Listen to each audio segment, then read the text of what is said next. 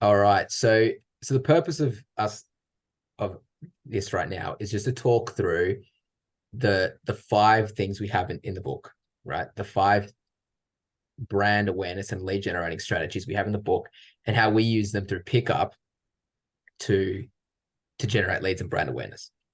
That's the point of this conversation.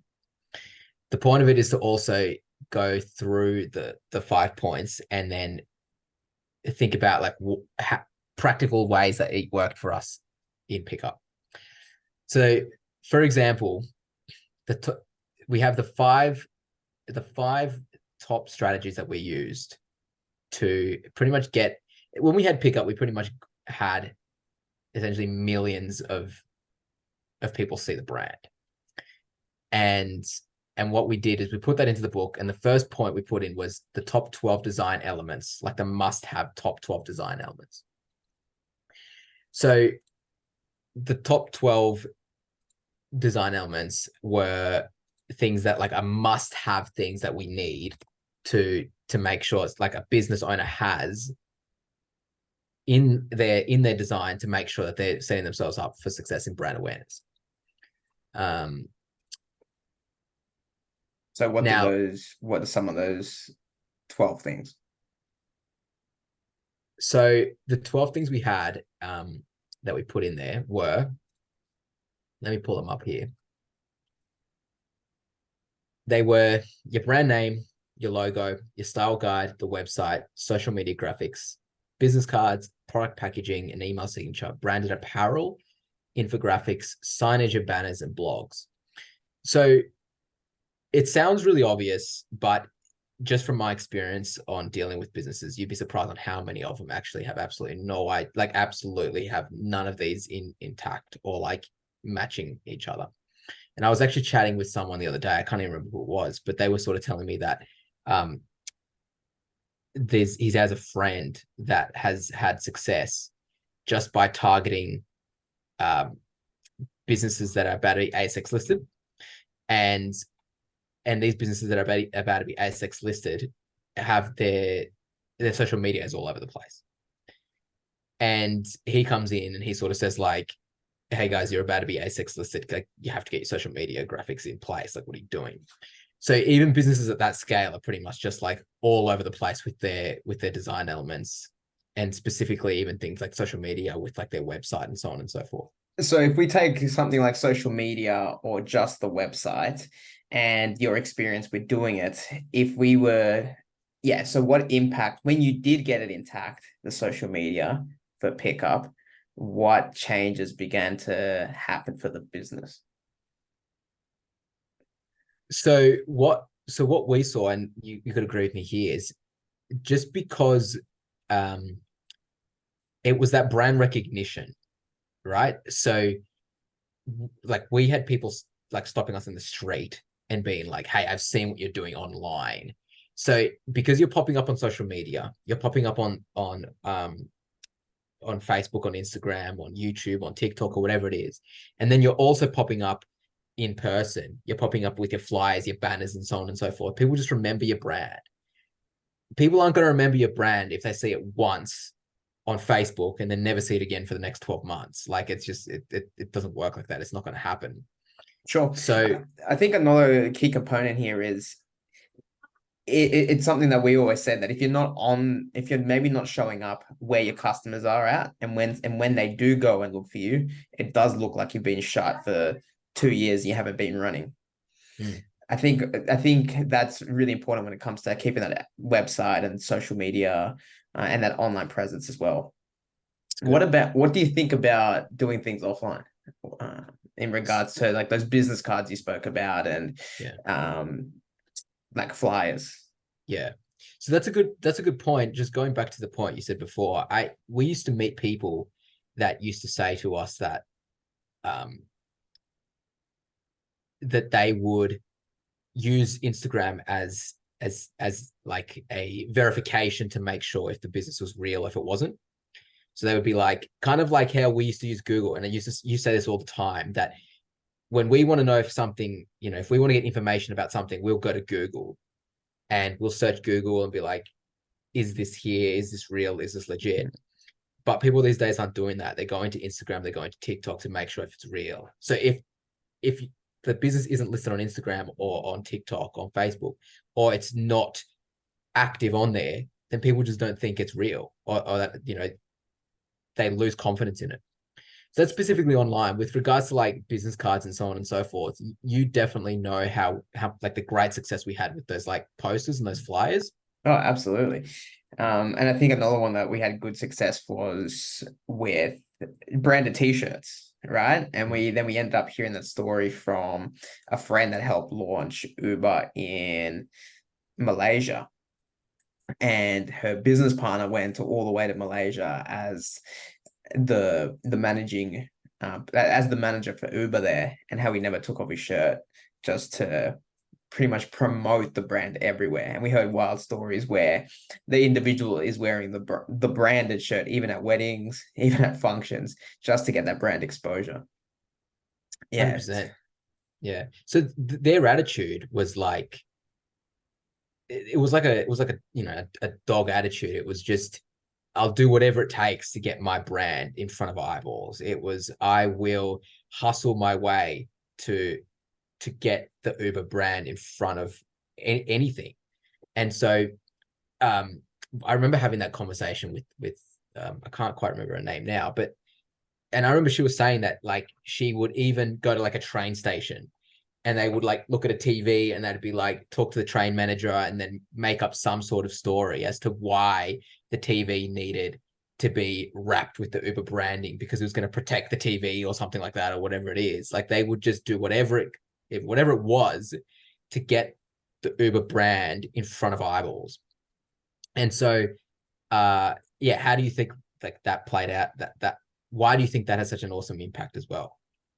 I think it's just because it just keeps things on top of mind, right? So if we think of it like a normal sales funnel in regards to having brand awareness at the top, the only way someone is going to eventually convert, yes, just before I say this, yes, there are people that convert normally and they become customers immediately. But the average person needs to hear about your brand. You have to nurture the lead. You have to actually form a relationship before they actually purchase from you, right?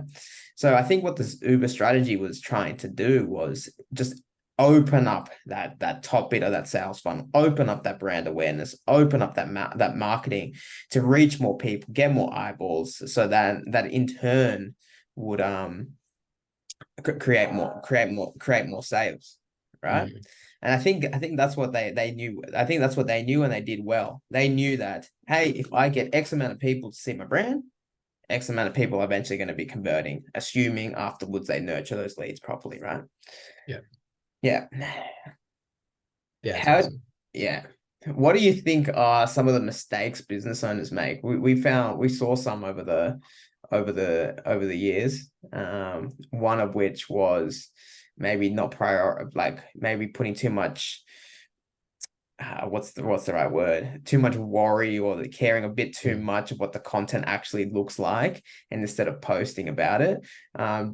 What do you reckon our experience was a bit? What would you say our journey was like in regards to trying to create content that pleased everyone, and how that was detrimental to not actually posting or creating a flyer? Yeah. Yeah, for sure. So, you know, I think the biggest thing I've noticed is that people always want to look for like a design or they make their marketing to the point that they love it, like them themselves, or the business owner loves it. But that again, it's a flawed way of thinking because it makes no sense. Because they're not the ones that are going to be viewing it. You know, the one that needs to love it is your customers. So we as business owners don't know what the response is going to be. We might create a design that we think it's fantastic or the business owner think it's fantastic, but the customer absolutely hates. The leads don't like it. The market just rejects it completely. So, and we don't really know that until we start testing, until we start getting out there. So I think that the biggest mistake is people wanting to get it like to 100%, as opposed to letting it sit at 80% or 70%, getting it out there and then testing and evaluating from there. I think we sort of potentially learned that a little bit with regards to the vans and stuff, and maybe the posters that we were putting out? Or where else do you think we took that approach and that attitude? I think the approach really comes down to once you've done one or two drafts, I think because everything can always continue to be improving, right? But you can't just get into that endless cycle of trying to just keep improving. Right. And like you said, the quality of the work is subjective. Everyone's going to have a preference. Everyone's going to have a preference. Some people might like it, some people might not like it. But in the world that we are living in, the ability that you're able to actually put out a piece of medium, a piece of content out into a certain platform does allow us to be able to test and keep going. For us, I personally think, yeah, just online posters, flyers, I think they all worked really well. You're able to create one flyer. Does it work? No. Cool, you can create another one. I don't think it's about just making one and then just leaving it. Never set and forget. I think it's always about just improving it. Testing it out. And testing it out. Correct. Definitely. Cool. Yeah, awesome. And the last, how important do you think is like developing a story with your branding and your business and your designs, talking through a story and connecting with people on an emotional level? Cool. So people might not know, but the first logo that we actually ever had, the logo that took us through our whole journey for our first business was actually created for free for us. And the reason for that was the person that actually created the logo used our service and actually saw us trying to actually create something from nothing. And on that day that he used our service, you know, our dad was there. It was late at night, and he connected on an emotional level in the sense that, man, I can't even remember what the question was. It was how important is it to connect with our customers on an emotional level? So I mean, like, for example, like we won the Young Canberra Citizen Award, actually, and I have the thing up here. I'll quickly share it. Yeah, so like I think from this, in my opinion, from my experience, like we ended up on the local news and everything, but through telling people like why we were doing what we were doing, you know, like what the reason, the why behind our journey, and people reading it and then being named the Young Canberra Citizens of the Year allowed people to connect with us on a more emotional level. And I think that what that creates is people that want to become a part of your journey, and then like you sort of fit, they sort of fit into your journey, as opposed to like you being here, them being here, and there's just this disconnect between everyone. Yeah. What are your thoughts on that? No, I definitely agree. And I think, you know, the saying is, you know, people buy from people, not from, people buy from a business. I think people want to, specifically in the day and age that we live in, I think a lot of people want to know the transparency, who is behind the business, can I support the business owner? And I think those type of components really formed our business in the past. It wasn't, oh, here comes pickup to help me out. It was always, here come Joshua and Oscar to help me out. Yeah. And I think if business owners can have that opportunity to do that and get their name out there, not just their brand, it definitely can boost just like the transparency of that business. Nice. Cool. All right. Well, let's wrap this up, and then we'll do another one where we sort of discuss the two most common mistakes business owners make, and that's also in the book as well, like further on in the book, and how you can easily avoid them and things like that. Sounds good. Look forward to it. Catch you later in the recording.